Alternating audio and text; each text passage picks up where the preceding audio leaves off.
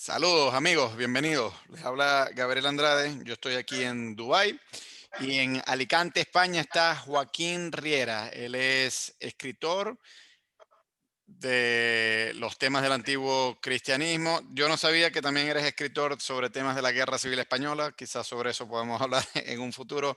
Pero el tema sobre el cual vamos a conversar hoy es sobre el Evangelio de Tomás. Saludos Joaquín, bienvenido.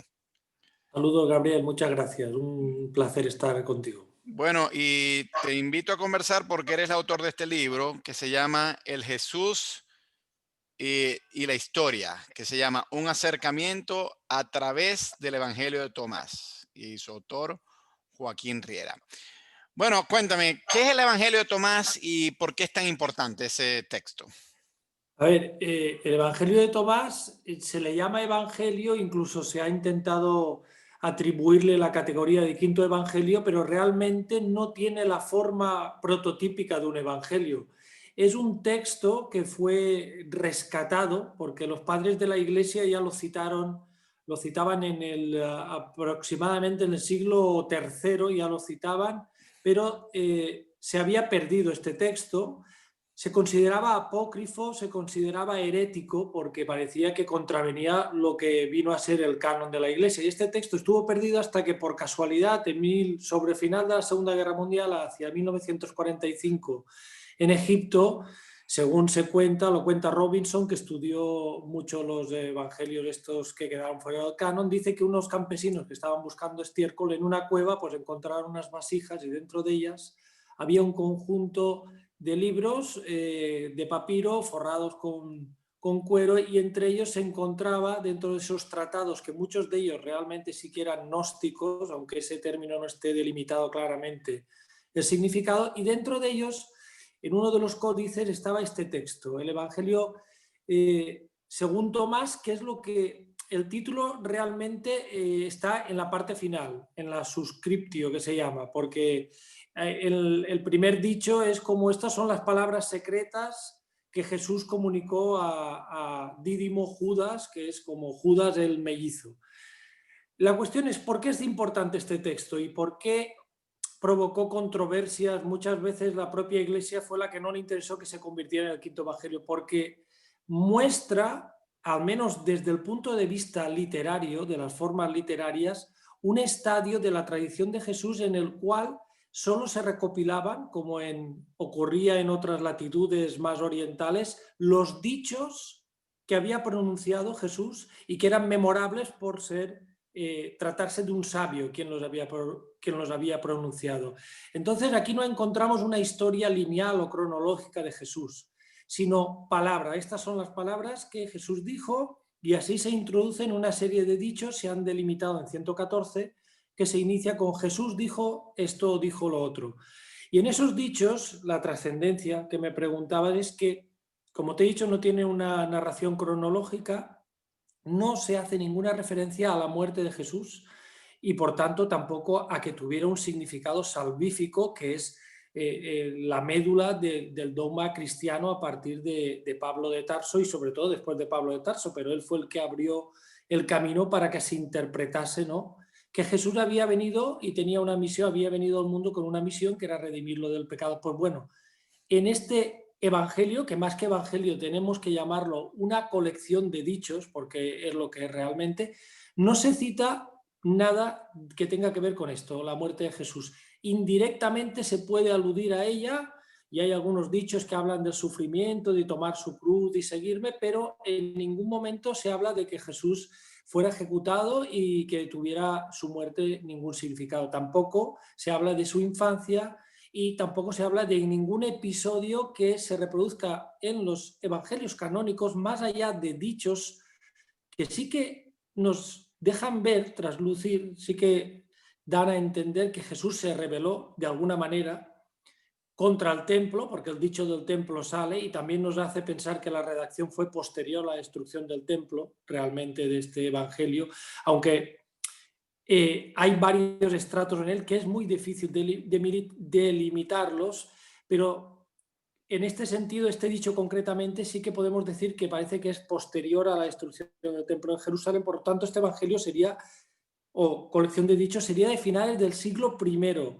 pero al ser, tener un origen oral, que es de donde se forman las colecciones de dichos, conserva algunas de los dichos, valga la redundancia, de Jesús en una forma más primitiva, como por ejemplo el de los viñadores homicidas, que en el Evangelio de Marcos está ya interpretado de una manera totalmente mesiánica, ¿no? Que Jesús tenía que ser ejecutado, como habían sido antes otros profetas, pero que en este caso era el hijo amado, y el hijo amado pues iba a ser vengado, y la viña sería entregado a otro pueblo, perdón, que no sería Israel, sino sería ya pues todos los paganos, ¿no? Que entrarían dentro del nuevo Israel.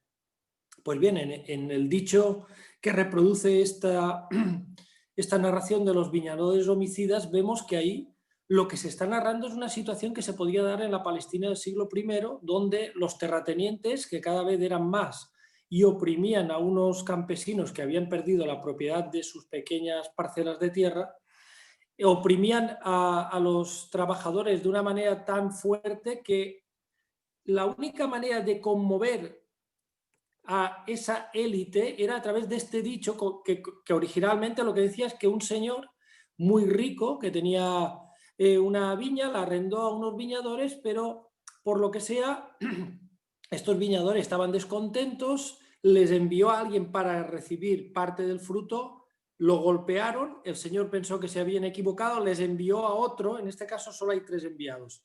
Hicieron lo mismo y entonces decidió enviar a su hijo, pero no por una cuestión salvífica como vemos en el Evangelio de Marcos, sino por algo propio del mundo romano del honor. No se atreverán al representante del poder desafiarlo. Envió a su propio hijo y lo mataron, y ahí termina.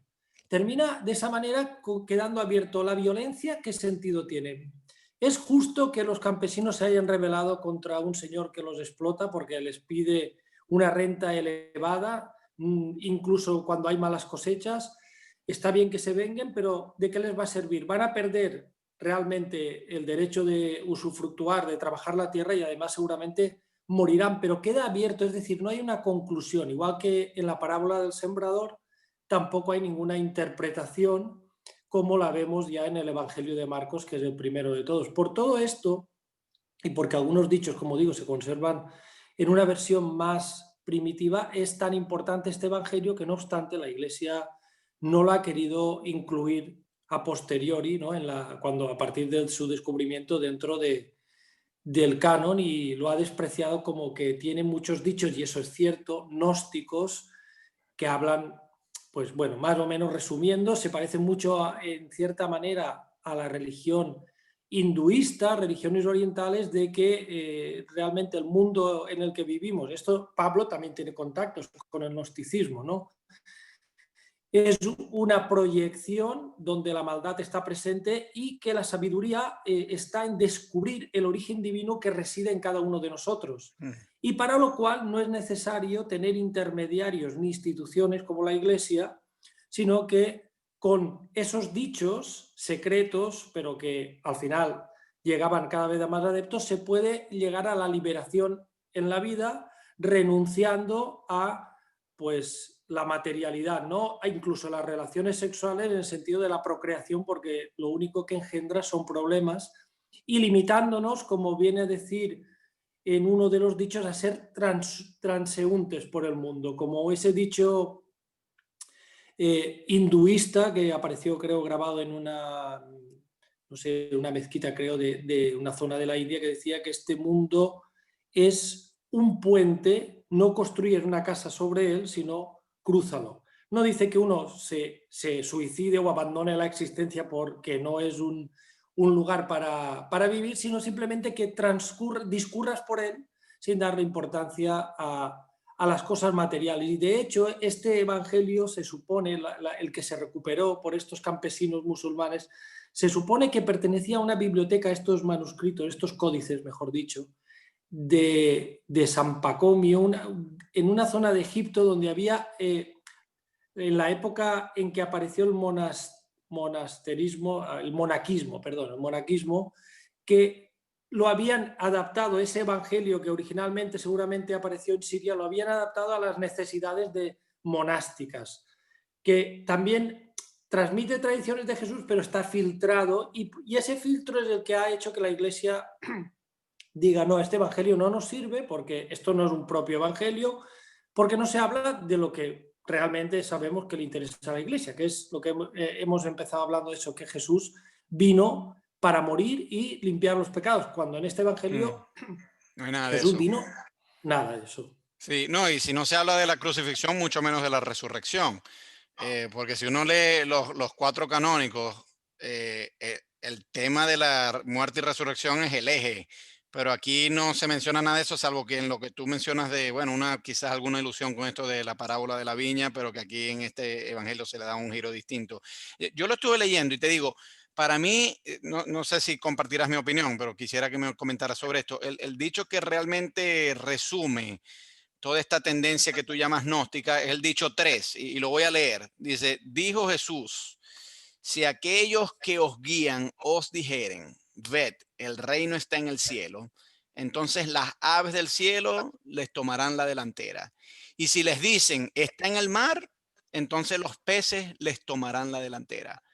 Pero el reino está dentro de ustedes y fuera de ustedes. Entonces, cuando lleguen a conocerse ustedes mismos, entonces ustedes serán conocidos y van a caer en cuenta de que son hijos del Padre viviente. Porque si no se conocen a ustedes mismos, están sumidos en la pobreza y son la pobreza misma. Bueno, esto suena muy gnóstico, en efecto, porque claro, aquí, yo no sé si tú compartes mi opinión de que este quizás es el dicho más importante de todo el Evangelio, ¿no? Pero a mí sí me parece uno de los textos de todo el Evangelio, uno de los dichos más emblemáticos por las cosas que tú has venido diciendo, de que si esto viene de algún movimiento gnóstico, pues aquí queda muy plasmada la idea de que en primer lugar no hace falta una institución como la iglesia con su jerarquía y tal que te diga cómo llegar a Dios, sino que ya está en ti mismo.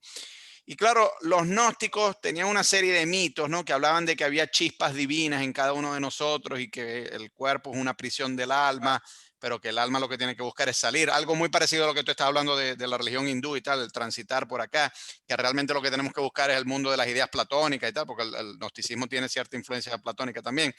Pues este dicho también lo está diciendo, pues dice, esa chispa está en ti, el reino está en cada uno de ustedes y lo que tienes que hacer es conocerte a ti mismo, conocer tu propia divinidad, que es una cosa muy distinta de lo que se plantea en los sinópticos y en Juan. Los sinópticos, por lo menos en el más temprano, digamos, en Marcos y quizás también en Mateo, ahí Cristo no es propiamente Dios, sino que, bueno, parece que nace humano y en su edad adulta Dios lo adopta como hijo y tal. En Juan sí es propiamente Dios, pero fíjate que tanto en los sinópticos como en Juan no permiten que nosotros los humanos tengamos algo de divino, sino que Cristo nos salva. En cambio, aquí pareciera que somos nosotros mismos los que nos salvamos, que no necesitamos que Cristo nos salve. O sea, cuando mucho nos puede dar enseñanzas, pero no es que nos está dando una gracia divina, porque más bien esa gracia divina ya está dentro de nosotros. Y claro, eso es una cosa, una revolución, porque esto es muy, muy distinto de lo que la iglesia tradicionalmente ha enseñado. Pero que con todo, este dicho número 3, que es el que acabo de leer, en Lucas tiene un cierto paralelo, porque en Lucas, si leemos Marcos y Mateo, está la idea de que el reino de Dios va a venir, ¿no? Y hay una expectativa apocalíptica. En Lucas ya no tanto. En Lucas es más bien, no, el reino no es una cosa que va a venir en un futuro, sino que ya está acá en ustedes. Y hasta cierto punto eso es un paralelismo con lo que este dicho de Tomás. Pero el mensaje de Tomás es mucho más radical que el de Lucas, porque es el reino de Dios está en ti, no necesitas de la gracia de Dios, sino que tú mismo eres Dios y todo el mundo es Dios. O sea, hasta cierto panteísmo ahí. Coméntame un poco, yo no sé qué tan importante es este dicho número 3, pero es que a mí me parece de los más importantes en todo el Evangelio. Sí, sí, sí que lo es. Y fíjate, porque ahora que has dicho lo del panteísmo, hay otro dicho que voy a localizarlo, que se tiene algún paralelo en el Antiguo Testamento, también en el Eclesiastés, a ver si lo encuentro, que es que, ahora no lo tengo a mano, pero cuando partes un trozo de leña, ahí estoy yo, cuando mueves una piedra, ahí estoy yo. Realmente Dios está en todos los sitios, lo que decías tú del panteísmo, y estoy de acuerdo contigo en lo que dices, que se parece un poco al de Lucas, que dice que el reino está a vuestro alcance. Sí, De déjame hecho, que te también interrumpa aquí un momentico, porque está citando el 77, déjame leerlo. vale. El 77. Dijo Jesús, yo soy la luz que está sobre todos ellos. Yo soy el universo. El universo ha surgido de mí y ha llegado hasta mí. Parte una leña y allí estoy yo. Levanta una piedra y allí me encontrarás. Ese es el 77. Efectivamente, si Jesús se encuentra en objetos inanimados, si Dios, la divinidad, se encuentra en objetos inanimados, como estamos diciendo, evidentemente está dentro del hombre. Implícitamente ahí se está reconociendo también, como tú has dicho, el dicho número 3 es más radical en el sentido de que está en contra de las instituciones, porque dice ni arriba ni abajo, ni en un infierno, ni en un cielo, ni en una institución, sino que dentro de cada uno mismo es liberalismo en estado puro y duro, vamos, libertarismo. Y eso evidentemente chocó frontalmente contra lo que viene siendo ya desde la época, desde el Evangelio de Mateo, que tú eres esta piedra y sobre ti edifico mi iglesia. Una cosa impensable que Jesús jamás dijese eso, y que en Marcos justamente el que queda en entredicho es Pedro, que es el que abandona más pronto que nadie a Jesús. Y estoy de acuerdo contigo que sí, que es verdad que esto es un, estos dichos, digamos que son los más gnósticos, después hay otros dichos más sinópticos, pero que realmente la palabra gnóstico es un poco de gnosis, ¿no? Del griego, y tiene, y volviendo al primer dicho tiene muchas influencias helénicas, lo que se supone que había grabado en la entrada del santuario de Apolo en Delfos, que era el Conócete a ti mismo. gnosis. Efectivamente, Sí. que Jesús también, aunque digan, bueno, estos son influencias tardías y del platonismo, es que el platonismo debe mucho a Oriente también, y Palestina era un punto de cruce de gentes de distintos lugares. Es decir, Jesús también pudo haber, no haber hecho un viaje físico a esas zonas, pero sí que haber entrado en contacto con gente que tenía esas ideas. Y una persona inquieta religiosamente podía haber adquirido esa noción de un judaísmo un poco libre, aunque también se mantenga fiel a las tradiciones judías, pero no evidentemente se mantuvo fiel porque los judíos lo declararon herético. Por lo tanto, sí que puede ser que en el propio Jesús ya hubiera una tendencia no a renegar de Yahvé ni del Dios de Moisés, evidentemente, pero sí a aceptar, como en su propio caso, porque como tú decías, los evangelios sinópticos, sobre todo Juan ya, Jesús es divino, pero es adoptado realmente, es adoptado porque él lo cree. Nadie oye una voz, se oyó una voz, pero no la oye. Nadie da testimonio de que Jesús haya sido adoptado, es él mismo. Si hijo de Dios en la época de Jesús era todos los hombres podemos ser hijos de Dios. Por lo tanto, no está tan alejado. Lo único que la Iglesia después ya le otorgó la exclusividad de esa filiación divina a un solo hombre, pero realmente como que Jesús no cierra esa posibilidad de que todos los que cumplen la ley de Dios sean hijos de Dios. Mm. Él era uno más, él nunca se consideró Dios. Claro, es que estamos hablando ya cuando se transformó al hombre en una divinidad. Claro. Bueno, quiero hablar un poquito ya sobre cuán confiable históricamente pueden ser algunos de estos dichos, porque como tú has dicho, hay muchos que coinciden con los canónicos, hay otros que no tanto. Entonces, claro, los que coinciden con los canónicos, pues eso no añade nada nuevo, pero respecto a los que no coinciden tanto con los canónicos, aquí entra el debate sobre si podemos confiar en esos dichos como que quizás sí proceden del Jesús histórico o no. Y claro, mucho de esto va a depender de qué fecha le colocamos a la autoría de este texto, ¿no? Como tú lo comentas en tu libro, en realidad este texto, que es el que tengo atrás, está escrito en copto, en lengua copta, que era la lengua derivada de lo que hablaban los antiguos faraones en Egipto y tal, una lengua africana en realidad. Pero claro, cuando llega Alejandro Magno y fonda la ciudad de Alejandría y todo aquello, pues empieza a haber más influencia griega en Egipto y entonces la lengua copta se empieza a impregnar de algunas palabras griegas, a pesar de que sigue siendo una lengua ajena al griego. Y este texto, según tú comentas, originalmente seguramente se escribió en griego, pero la versión que tenemos es la copta. Sí, pero se recuperaron en Oxirrinco, en un basurero, digamos, donde se tiraban ya libros o cualquier cosa de desperdicio, algunos fragmentos de papiro que pueden ser datados en torno al 140 al 150 después de Cristo, en griego, que contienen algunos de los dichos que presenta la versión copta, si bien es cierto que con modificaciones, lo que viene a decirnos que el texto ha sido alterado, como no puede ser de otra manera en estos textos que vienen de la tradición oral, a lo largo del tiempo, pero sí que hubo un original griego. Algunos han dicho, no, no se puede decir que sea el mismo texto. Hombre, se ve que sí, porque son dichos casi idénticos. Por tanto, el texto que tenemos es del siglo IV, Sí. ¿vale? Si O no sea, me equivoco. el texto en copto es del siglo El IV. texto copto es del Ah, 350, por ahí sí. aproximadamente. Mientras que estos fragmentos los han situado en torno a 140, 150.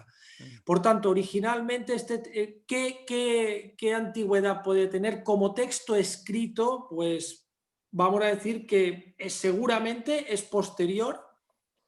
Yo diría que seguro que es posterior a la muerte de Jesús, por lo tanto, pero en relación con esto hay un dicho interesante que para mí ayuda a datar un poco más este evangelio o este conjunto de esta colección de dichos y a separarlo del paulinismo, que por otra parte también está presente en este texto. Es un texto sincrético, digamos. Mm. Hay múltiples influencias, porque hay un dicho que dice que la circuncisión de la carne no es importante. Eso es casi 100% paulino, casi. Paulino, claro. Pero el dicho 12 dice, los discípulos le dijeron a Jesús, sabemos que tú nos dejarás. ¿Quién nos dirigirá? Jesús les dijo, de donde quiera que hayáis venido, iréis a Santiago el justo, por el quien el cielo y la tierra llegaron a existir. Para mí, este dicho está hablándonos de un momento concreto posterior a la muerte de Jesús, en el cual Santiago, el justo, tenía un papel muy importante en esa iglesia judío-cristiana que fue laminada por las guerras, las dos guerras que Sí. hubo, la destrucción de Jerusalén, y porque el paulinismo pues arraigó en otras zonas y acabó triunfando realmente. Pero este dicho a mí, yo diría que algunos de los dichos, aunque nos hayan llegado, no en la versión digo que nos han llegado ahora, pero que originalmente estos pueden ser aproximadamente del año 60, 70, Mm, digo Bueno, yo, vamos, eso no, dicen algunos expertos. a mí me parece un buen argumento, es el que tú presentas, porque efectivamente si dice que quien debe guiar es Santiago, pues eso presumiría que esto es anterior al paulinismo, ¿no? Pero yo diría que hay un matiz aquí, Joaquín, ¿no? No sé si tú lo compartes. Es que si bien el paulinismo terminó por imponerse, eh, no desapareció por completo el movimiento de Santiago, porque sobrevivieron en los ebionitas hasta el siglo IV. Entonces podría ser, cabe la hipótesis de que ese dicho en particular que dice que busquen a Santiago como su líder, tenga procedencia ebionita posterior a Pablo. O sea, que no es necesariamente que sea anterior a Pablo, puede ser que sea posterior a Pablo, pero que venga de una rama ebionita que sí sobrevivieron, sobre todo en el Mediterráneo Oriental, hasta entrado el siglo IV. Entonces, a mí me parece un buen argumento el que tú presentas, pero yo no diría que podemos tener 100% seguridad porque está este contraargumento que yo estoy presentando, ¿no? Estoy de acuerdo contigo y no se puede demostrar, por lo tanto, está abierta esa posibilidad también, Mm. porque en cualquier momento pudo ser introducido, igual que como he dicho antes, hay un dicho que es muy paulino, entonces, y es chocante, ¿no? Que alguien conservase, alguien que no vería como contradictorias esas dos corrientes, las juntase en un mismo texto, Sí, ¿no? bueno, la religión no es la cosa más coherente del mundo, así que, No, no, no, o sea, que se pueden efectivamente. poner cosas muy contradictorias juntas y vender el producto, o sea, eso no es problema. Sí. Hay una historiadora que creo que tú mencionas en el libro, que se llama Elaine Pagels, que ella ofrece un argumento interesante a favor de tu hipótesis de que es un texto temprano, y yo te lo voy a plantear para que tú me lo comentes. Ella dice, la historia en el Evangelio de Juan, cuando Tomás toca la llaga y tal, porque es incrédulo y tal, en realidad y Tomás sale mal parado, porque todos los demás discípulos tienen fe, Tomás no.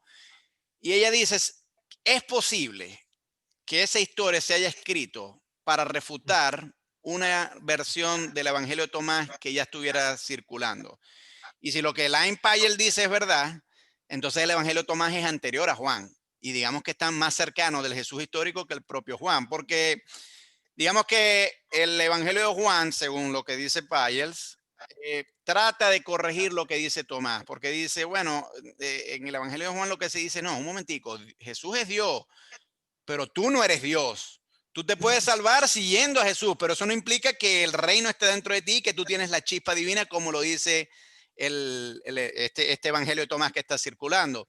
Y claro, en la antigüedad, o sea, no había tratados, quizás entre los griegos sí, pero entre los judíos y tal, y los judíos cristianos, y luego los cristianos, no había tratados propiamente de refutar lo que otra persona decía. Y dice, bueno, tú dices esto, pero yo te refuto, sino que más bien se buscaban formas alegóricas, ¿no? Para refutar. ¿Y qué forma más alegórica que usar al personaje de Tomás, el presunto autor de este evangelio, poniéndolo como el incrédulo que al final es, digamos, abarrotado por el verdadero Cristo, ¿no? ¿Tú cómo ves ese argumento? ¿Tú crees que eso le da peso a la hipótesis esta de que es temprano? Yo creo que eso es posible. Sí que lo había leído, lo que me estás planteando, y creo que sí que puede ser como un diálogo, como una invectiva, como una polémica entre dos grupos de cristianos que no estaban tan lejos geográficamente, creo yo, que era una polémica entre grupos orientales, pero que sí, que está respondiendo y está ya descaradamente cuando eso que queda como un incrédulo, que tú no estás contando cuentos, aquí solo hay, como dices tú, una divinidad, compruébalo, ha resucitado, tú no puedes resucitar, tú morirás y bueno, cuando venga otra vez el Señor en la gloria divina, pues ya se levantarán todos los hermanos que están, pero sí, yo creo que es plausible eso y que ayuda a argumentar efectivamente en favor de una datación más temprana de esta colección de dichos, sí que es posible. Vale. Cuéntame un poquito del nombre Tomás, porque sabemos que en arameo significa gemelo y creo que al principio del Evangelio de Tomás dice que es de, aquí dice, estas son las palabras secretas que pronunció Jesús el viviente y que Dídimo Judas Tomás consignó por escrito.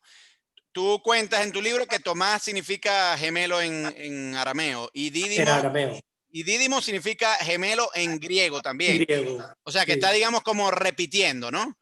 Es sí, sí, sí. como si, por ejemplo, en inglés gemelo es twin, ¿no? Entonces podríamos decir, suponte que tú fueras un gemelo, entonces diría, no, Joaquín el gemelo twin, o sea, estaría repitiendo Sí, sí, sí. primero el nombre y luego los dos siguientes, los apodos, pues en dos lenguas distintas.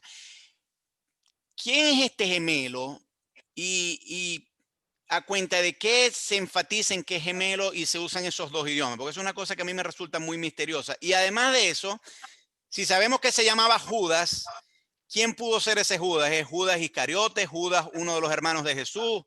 ¿Qué sabemos?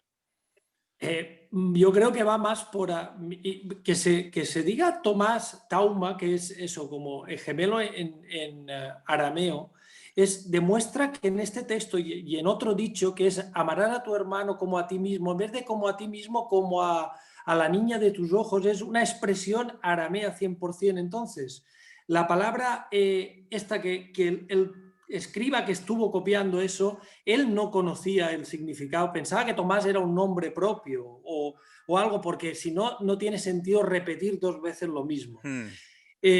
Por otra parte, ¿quién puede ser esta persona? Bueno, puede ser también, aquí estamos, es todo hipotético, está claro, no se puede demostrar, pero al decir gemelo, evidentemente no, Jesús se supone que gemelos no se alude que tuviera en ningún lado, pero sí que se alude en el Evangelio de Marcos que tenía hermanos. Y curiosamente, uno de ellos se llama Judas.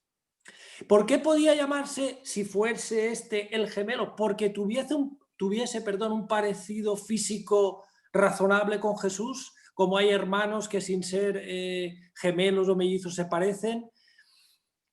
Es elucubrar, pero realmente Judas, podemos identificarlo. Tú, Judas Iscariote has planteado. Judas Iscariote, por su propio sobrenombre, tiene más un sentido de un hombre de la lucha más que de las letras y de la evangelización. Por lo tanto, si tuviéramos que descartar a alguien, yo creo que Iscariote no lo pondría como este Judas. Pero podría ser Aunque el que es mencionado en Marcos, que es el hermano de Jesús.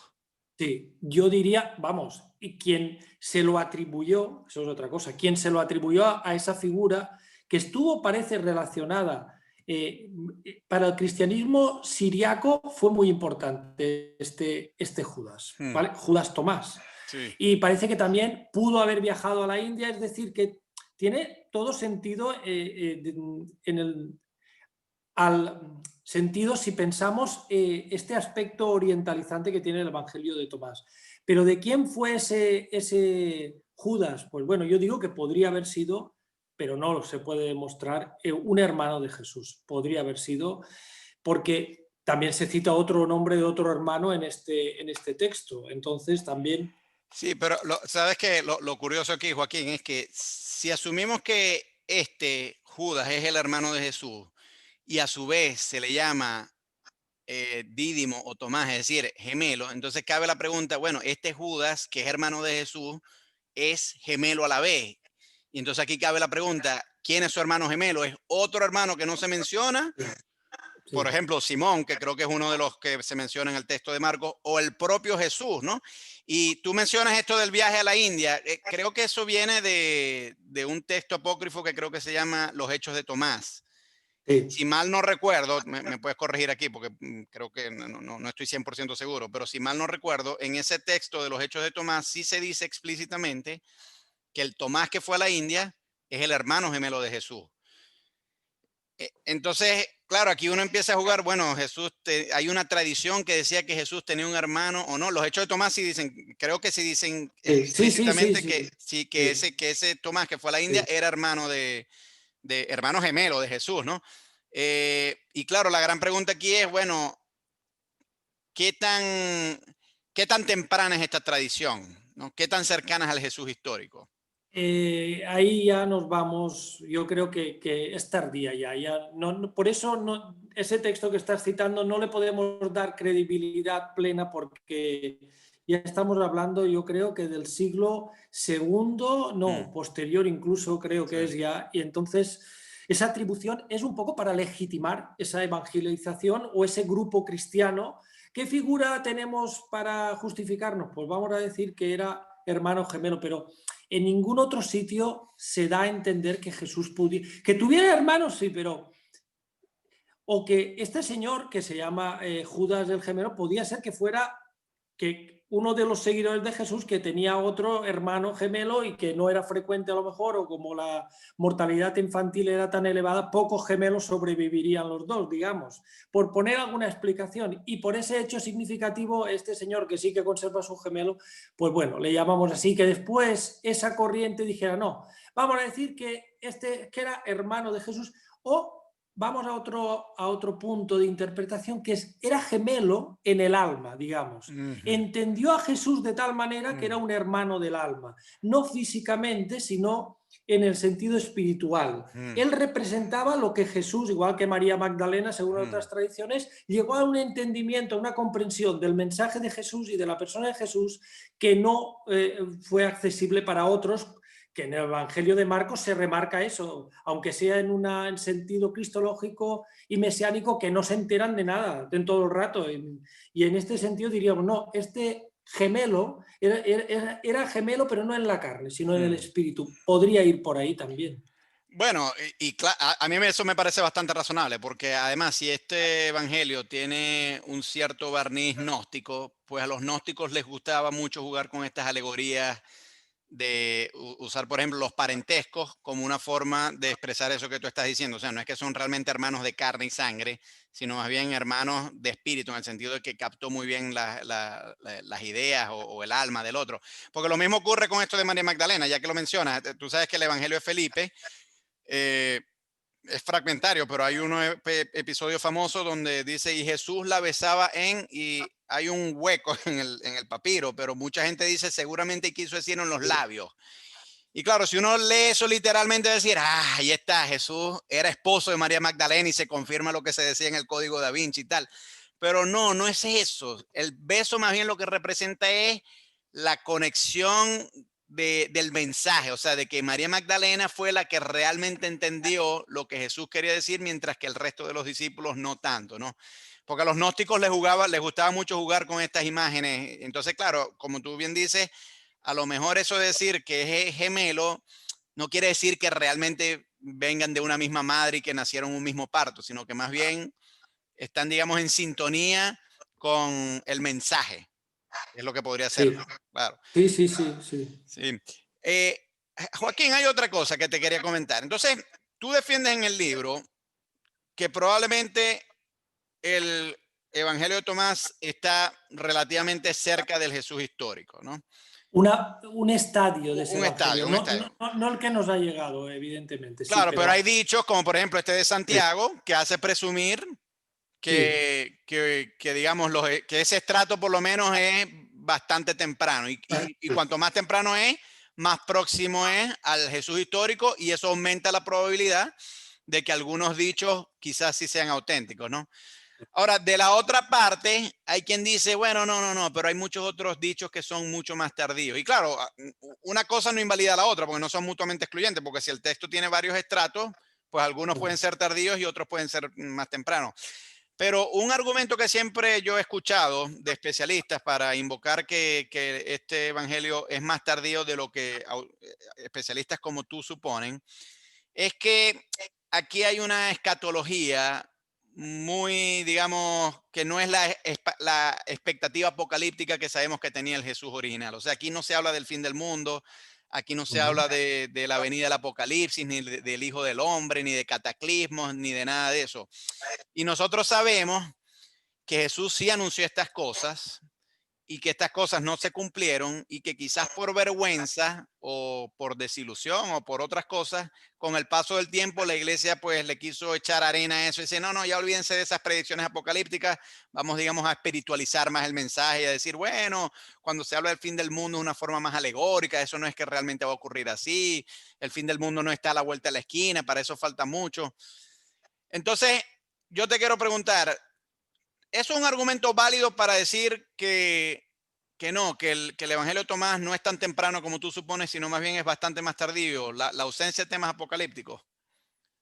Sí, es una escatología realizada, que la Mm, propia venida de Jesús ya es la llegada del reino, que no había que esperar a que se produjese ese final de la historia para iniciarse de nuevo. Ese es el argumento principal que se pone sobre la mesa para descalificar o para quitarle relevancia a la validez como fuente original de los dichos de Jesús, pero también, aunque estoy de acuerdo contigo que el Jesús de la historia pudo ser y fue apocalíptico en parte, también es verdad que en Marcos todas esas predicciones apocalípticas de Jesús, ese pequeño apocalipsis, se desprecia como una cosa tardía, cosa que para mí es incongruente, porque vamos a ver, si Jesús era una persona que estaba convencida de que iba a llegar al final del mundo, ¿por qué consideramos que esto es una profecía ex eventum? Es decir, que lo han añadido posteriormente para justificar la destrucción de Jerusalén por los romanos. Yo ataco ahí a los que creen que Jesús era un apocalíptico. De acuerdo, Jesús era apocalíptico, pero ¿por qué le vamos a quitar veracidad a ese pequeño apocalipsis? Si le quitáis veracidad a ese pequeño apocalipsis, también daros cuenta que Jesús en la fuente Q, que no se ha encontrado, pero que está debajo de Mateo y de Lucas, cuando hace milagros, si realmente os tenéis fe en esto, os daréis cuenta que el reino de Dios ya está aquí, ha llegado con los milagros que yo hago. Ahora no me acuerdo exactamente de la cita. Por lo tanto, es que Jesús es una figura compleja, o al menos la imaginamos compleja, porque muchas veces es una pura elucubración, lo repetiremos las veces que haga falta, pero Jesús, igual que también lo pintan como una persona que ponía la otra mejilla, pero se la ponía al Proximus, que no era cualquier persona, sino alguien que estaba de acuerdo en que había que cambiar las cosas y que el reino iba a llegar y lo que queramos. Entonces a Jesús también se le atribuyen, lo que quería decir, varias caras, y puede ser que Jesús también creyese que ya había llegado el reino y que si la gente no creía que el reino había llegado, no iban a provocar que viniese en toda la gloria de Dios, porque según va avanzando su ministerio, aunque esté muy interpolado y muy manipulado de Evangelio de Marcos, Jesús manifiesta dudas y realmente Dios actúa por su voluntad, pero necesita de la aportación de los hombres también. Es en Mateo donde se dice que 12 legiones de ángeles bajarán y le ayudarán, pero realmente Jesús, y en la parábola del sembrador se expresa, es un hombre que está deseando que se empuje a eso, que se empuje, que se empuje. Que se acelere, digamos. Después, que sí, sí, y entonces para eso tienen que creer que realmente ya está aquí y que tú tienes el poder dentro de ti de hacer que el reino llegue y de sanar. Cuando envía a sus discípulos a sanar, sanan porque están llenos de espíritu y de fe. El reino ya ha llegado, ya, en parte está ahí ya, no acaba de llegar. Es un fracaso antes del fracaso final ya, porque la misión no tiene la acogida que se esperaba. Y la Fuente Q lo manifiesta claramente cuando critica a las ciudades que no han mostrado ningún interés por la predicación de Jesús y que van a quemarse en el infierno. Yo creo que el apocalipticismo de Jesús, no lo niego en él, pero creo que viene de una generación posterior que con amargura vio que los judíos no habían abrazado a este profeta que quería reformar, habían sido castigados y no se habían arrepentido. Y entonces, viendo el resultado de lo que pasó con Jerusalén, les advertía: el fuego divino caerá sobre ustedes también ahora. Pero realmente Jesús, esas maldiciones sobre Corazzaín y sobre otras ciudades, sobre Cafarnaún, ¿cómo va a maldecir Jesús sobre Cafarnaún si es donde él vivía y donde él actuaba? Allí no fue mal acogido. En Nazaret puede ser que lo fuese, pero ahí no. Entonces yo, a los apocalípticos que siguen la tesis de Schweitzer, Albert Schweitzer, también les diría que sí. Yo no digo que Jesús fuera apocalíptico, pero Jesús era un hombre que ya creía, que creo yo personalmente, que el reino ya estaba presente. Por tanto, no creo que ese argumento sea definitivo para justificar la invalidez como fuente histórica próxima a Jesús de los dichos del Evangelio de Tomás, porque es una tesis más. Pero se acrecienta, se acentúa ese espíritu combativo, apocalíptico, negativo en la comunidad Q. Creo yo que es ahí de donde el apocalipticismo sale, de esa fuente. Y es como que los pocos que han quedado no pueden soportar que el judaísmo haya seguido adelante, aunque debilitado, ahora es rabínico, pero que no han hecho caso de esa llamada de Jesús, porque si acogemos la fuente Q y analizamos los estratos según la división que ha hecho Kloppenborg, se ve claramente que en el primer estrato Jesús, literario al menos, él también matiza, no digo que sea histórico, pero da a entender que sí que realmente coincide, es totalmente antiapocalíptico. Invita a misionar, invita a no preocuparse por la comida, a no preocuparse por el vestido.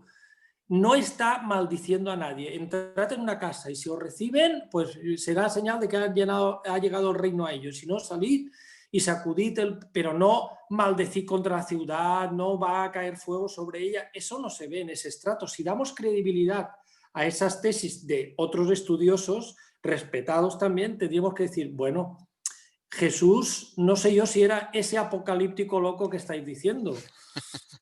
Porque parece que al final lo pintan como un histérico y el hombre, no sé. Bueno, pero lo que pasa es que tú sabes que la locura tiene o sea, va contra el contexto y Jesús no estaba yendo contra el contexto porque en su época había muchos otros como él que hacían anuncios apocalípticos. Entonces, o sea, sí, lo llaman apocalíptico, pero yo no creo que lo llaman locos porque es que muchos como él había en esa época, muchos, muchos, muchos que hacían predicciones fallidas. Pero sí recuerdo que una vez hablamos esto en Twitter. Yo no sé si tú recuerdas esa conversación que una vez estuvimos en Twitter sobre este tema. Eh, y, y la verdad es que yo nunca me había encontrado con esta alternativa de hipótesis que tú me presentas, pero es que yo la veo bastante razonable. O sea, corrígeme si te estoy distorsionando, pero según entiendo lo que tú planteas es, bueno, Jesús pudo haber creído que el reino iba a llegar pronto y en ese sentido era apocalíptico, pero por otra parte de ese reino ya estaba aquí. Entonces digamos que el reino va llegando por pasos, digamos, no es todo o nada, sino que puede llegar gradualmente. Y yo lo veo plausible porque si uno lee luego las cartas de Pablo, Pablo juega mucho con esta idea de que la resurrección es un primer paso en la llegada del reino. Él usa la metáfora de los primeros frutos de la cosecha. Y que luego de la resurrección, que ya llegó la primera parte del reino, luego va a venir el resto. Pero ya el reino está aquí con la resurrección. Y yo lo que digo es, bueno, si Pablo pensaba así, si Pablo pensaba que era posible que el reino llegase por partes y que primero llegasen los primeros frutos y luego llegase el reino de la cosecha, pues a lo mejor Jesús también. Y en ese sentido, a lo mejor Jesús podría pensar, bueno, ya llegó los primeros frutos y eso significa que el reino está entre ustedes, pero luego todavía falta lo mejor para que llegue. Sí. Yo le doy bastante plausibilidad y te digo, me mueve porque yo, por ejemplo, yo escribí un libro que se llamaba Jesucristo Vaya Timo, donde yo presentaba al Jesús apocalíptico loco y nunca tuve en consideración este argumento que tú me estás presentando. Si yo vuelvo a escribir un libro sobre Jesús, te prometo que le voy a dar peso a la hipótesis que tú me estás ofreciendo, porque es que yo sí la veo plausible. Porque sí, en efecto, porque yo siempre he tenido también esa dificultad que tú mencionas. O sea, si Jesús era apocalíptico y hizo todas estas predicciones, ¿por qué en ese discurso del Evangelio de Marcos, donde él dice que el templo se va a acabar y tal, por qué los evangelistas, en vez de poner las predicciones originales de Jesús, por qué la adornan con predicciones ex eventos, ya sabiendo lo que ocurrió? ¿No? O sea, si de verdad era apocalíptico, no habría sido necesaria hacer Efectivamente. cumplir esas profecías con un conocimiento que ellos ya tenían. Entonces, claro, eso me da pie a pensar a mí de que quizás no todas esas predicciones apocalípticas vengan del propio Jesús, sino que sean de una generación posterior. Sí, En sí, estas sí. cosas de la historia del cristianismo, o sea, hipótesis que son enfrentadas entre sí, es difícil decidirse por la una o por la otra, porque las dos pueden tener grados de plausibilidad, porque es difícil reconstruir esto. Pero por eso es que este libro tuyo yo lo encuentro tan fascinante, porque da pie a pensar estas cosas. Bueno, Joaquín, pues ya estamos cerrando, pero alguna palabra de cierre antes de irnos respecto a este tema, un tema que no hayamos tocado que tú quieras mencionar de parte de este libro, El Jesús de la Historia. No, simplemente que es un tema de actualidad, creo, porque por los sucesos que estamos viendo continuamente, por esta sociedad posmoderna en la que cada cual se cree que es libre, independiente y realmente seguimos la corriente y somos borregos, este evangelio, ese dicho tercero que tú has citado, nos invita a descubrir por nosotros mismos, sobreponiéndonos a esa sobreinformación intoxicadora, a esa manipulación, a intentar, a intentar saber que las cosas no son blanco o negro, igual que en el tema de la guerra civil, ¿no?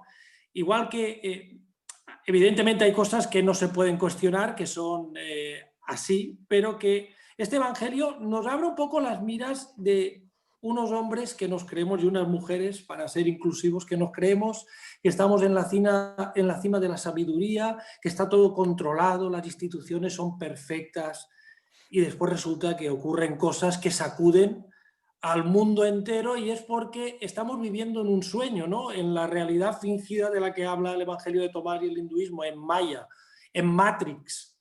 Y creo que es interesante y no ha pasado de moda esa llamada a despertar, wake up, Mm, despertad, intentad hallar la verdad. La verdad os mm, hará libres, también te hará no dormir por la noche a lo mejor, pero al menos un poco de racionalidad, aunque estemos hablando de religión, porque mayor racionalidad que conocerse a uno mismo y ser capaz de modificar o de adaptarse a las circunstancias o no dejar que te influyan por tu bien, creo que no hay nada más racional que eso. Y es una llamada que nos hace este evangelio en contra de cualquier manipulación que ahora viene pues, directamente por las redes sociales, por ejemplo, ¿no? Y eso es lo que diría actualizando, poniendo de relieve la actualidad del evangelio hoy en día, ¿no? mm. Bueno, ante tanto fake news, pues el Evangelio de Tomás en su dicho 3 nos dice, cuando lleguéis a conoceros a vosotros mismos, entonces seréis conocidos y caeréis en la cuenta de que sois hijos del Padre viviente. Es decir, como tú dices, ante tanta fake news, conócete a ti mismo es un mejor consejo. Sí, primero saber quién eres tú, no que te digan quién tienes que ser tú.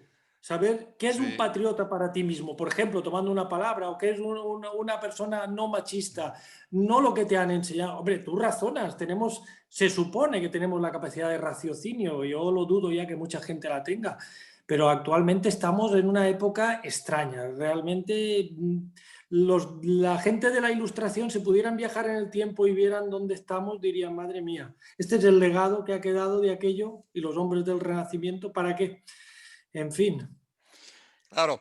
Bueno, pues Joaquín Riera, autor de El Jesús de la Historia, un acercamiento a través del Evangelio de Tomás. Antes de que nos vayamos, permíteme nuevamente mostrar la portada del libro para que quien nos ve pueda ir corriendo a la librería a comprarlo. ¿Cuál es la editorial de este libro, Joaquín? Almuzara. Almuzara, ok. Y está a la venta en Madrid, bueno, no sé si en Sí, Buenos sí, y Aires, por internet, por internet también está. sí, en Amazon está también, Vale. sí. Bueno, pues enhorabuena, Joaquín. Yo he disfrutado mucho la lectura de este libro y Me te admiro alegro. mucho porque la verdad es que ha sido un libro maravilloso y espero que podamos seguir conversando sobre estos temas en un futuro. Por supuesto que sí. Muchas gracias a ti. Encantado, Gabriel. Un Vale, saludo. adiós, feliz noche. Adiós. Feliz noche.